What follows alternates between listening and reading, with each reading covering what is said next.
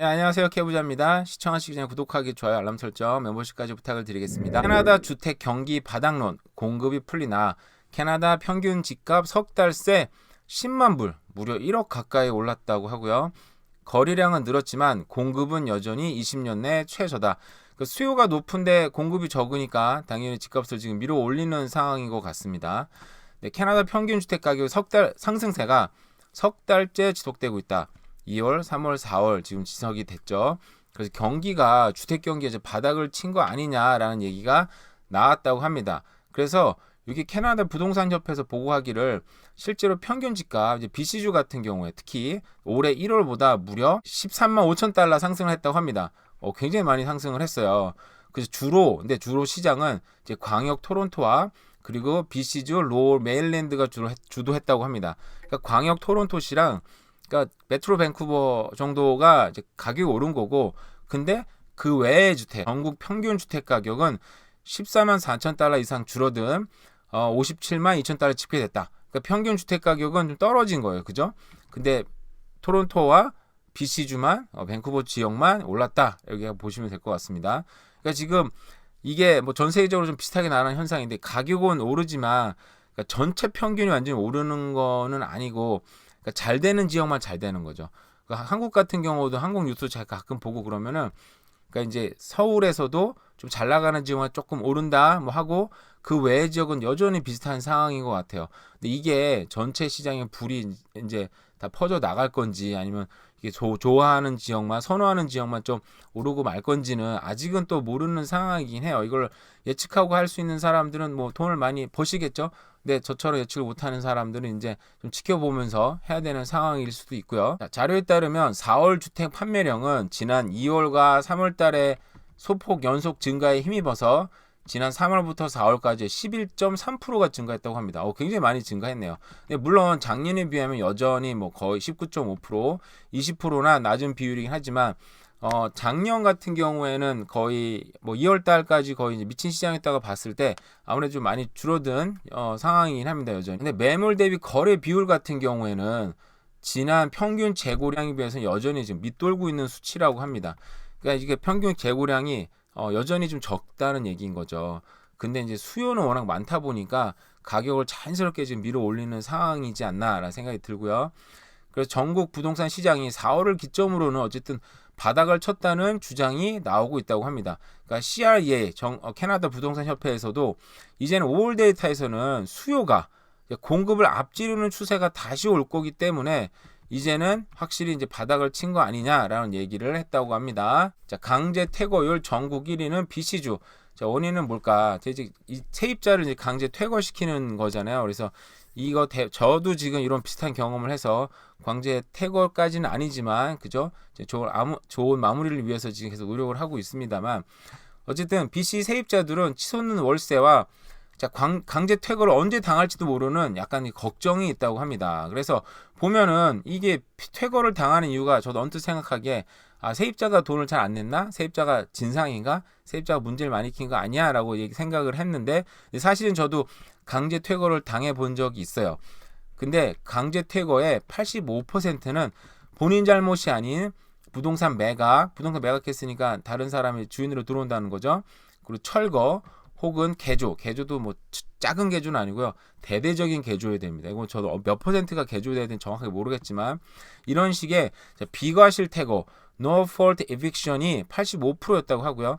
그리고 근데 이런 비슷한 게 뭐 66%, 65%를 기록한 대서양주나 온타리오주에 비해서도 무려 25%나 높다고 합니다. 결국은 강제 퇴교율은 대부분 비과실 퇴거. 결국 대부분 저도 생각했는데 세입자가 잘못한 거 아니야라고 생각했지만 그게 아니었고요. 그리고 전국적으로는 부동산 매각 혹은 집주인의 직계가족이 해당 주택을 사용하는 경우가 25%. 그러니까 저도 비슷한 경우였습니다. 저도 집주인의 직계가족이 들어온다고 해서 제가 이제 그 부동산을 비워줘야 되는 입장이 됐었어요. 이사 오기 직전이라 상황이 조금 이제 대충 맞아서 서로 간에 큰 문제 없이 되긴 했습니다만 어쨌든 BC주는 물가도 비싼데 이 강제 퇴교율이 다른 주보다 훨씬 더 높기 때문에 내가 언제 이 집에서 나가야 될지 모른다는 불안감에 같이 산다고 합니다. 참 BC주는 여러모로 살기 쉽지는 않은 주네요. 그죠? 자, 한인 수요가 높은 유아교사 취업문이 활짝 열렸다. BC주 EC 프로그램 수강 정원 50% 확대. 전문인재 양성으로 인력난 구인난 대비. 사람이 점점 밀려오다 보니까 가뜩이나 지금 어린이 유아교육이 지금 사람이 굉장히 모자르죠. 유아교육 같은 경우에는 제 주변에도 유아교육으로 이제 이민하신 분들이 많은데 일이 쉽지는 않죠. 그죠? 저게 보십시오. 여기 에너지가 넘치는 우리 꼬맹이들, 우리 어린아이들, 이게 천사, 이게 천사 날개도 쓰고 있네요. 근데 천사 같지 않은 하루 종일 난리친다고 생각해 보세요. 정말 너무너무 힘들잖아요. 그러니까 사람하고 대하는 게 참 쉽지는 않은 것 같아요. 저도 이제 근데 이런 직종이 이런 직종이 쉽게 말해서 쉽지 않다라고 딱 판정을 할 때는 물론 이제 월급이 세냐 안 세냐도 중요하지만 그 직종에 백인이 있냐 없냐를 따져보면 되거든요. 주변을 보십시오. 내가 하고 있는 일에 백인들이 없다. 네, 그 일은 힘든 직종입니다. 저도 그 유아교육과 대부분 백인들도 있긴 있겠죠. 근데 대부분 아무래도 아시아계들이 많이 또 하시는 걸로 알고 있고 제가 일하는 직종인 LPN도 백인들이 없습니다. 예, 정말 눈에 띌 정도로 몇 명 외에는 정말 거의 없어요. 왜냐하면은 일이 좀 아무래도 좀 덜티하고 그 디피컬트한 부분이 있습니다. 그러다 보니까 백인은 물론 RN으로 가면 RN하고 LPN 차이 아시죠? RN들이 4년제 나온 분들인데 RN으로 가면 백인들도 꽤 있습니다.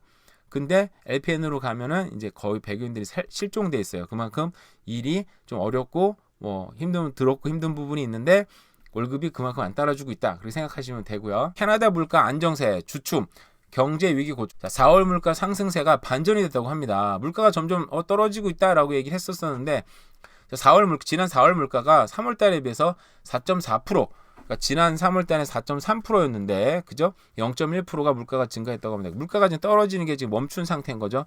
에너지 가격은 높고 그리고 월세는 높고 여러 가지 문제상 지금 물가가 안 떨어지고 있습니다. 그래서 캐나다 뱅크 오브 캐나다 같은 경우는 지금 기준금리를 동결을 했어요. 근데 이게 자꾸 안 잡히면 또 올릴 수 있다 얘기를 했습니다. 만약에 금리가 더 올라가면은 경제는 더 힘들어지겠죠. 근데 여기서도 이제 막판에 기사에 나오는데 대경제 위기가 있을 수 있다. 그 대경제 위기가 바로 계속 얘기가 나오고 있는 미국 디폴트입니다. 옐런이 또 다시 경고를 했어요. 미국 디폴트 시 대공황급 침체가 온다. 저도 미국이 예전에 디폴트 한번 했었는데 뭐 이렇게 큰 문제야라고 얘기했는데 지금 보시면 옐런이 경고한 건 이겁니다. 지난 미국이 수년간 이룬 역사적인 경제 회복을 그 전으로 완전히 되돌릴 것 같다. 자, 사회보장 제도에 의존하는 6천만 명, 그러니까 이제 연금을 받는 사람들의 이상의 돈을 지급하지 못하고 이는 즉각적인 가계 소득 감소로 이어지고 경계 침체로 이어질 것 같고 그 연방 공무원들이죠. 항공교통관제, 국경보안, 국방 관련 이거는 이제 국가 안보에 관련된 일이다 보니까 이런 근로자들에게 월급 지급이 어려워질 거다.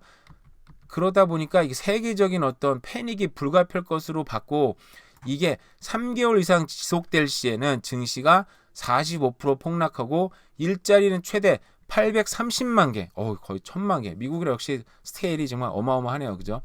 6천만 명이 사회보장 제도에 의존하고 있고 또 어마어마한 숫자가 공무원들, 일자리가 최대 거의 1000만 개 가까운 830만 개가 사라질 수 있기 때문에 이게 만약에 정말 현실화됐을 때는 대공황처럼 심각한 경기 침체로 이어질 수 있다.